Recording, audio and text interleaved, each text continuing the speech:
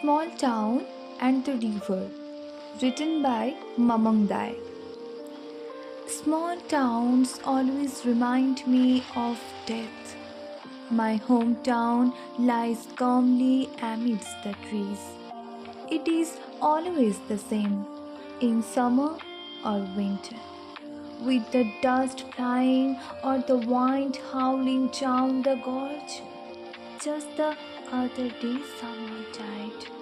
In the dreadful silence, we wept, looking at the sad wraith of tuberoses, life and death, only the rituals are permanent. The river has a soul. In the summer, it cuts through the land like a torrent of grief.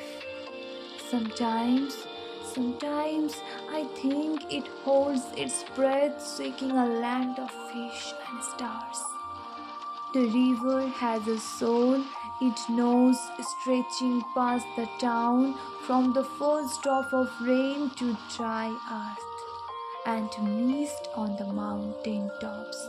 The river knows the immortality of water.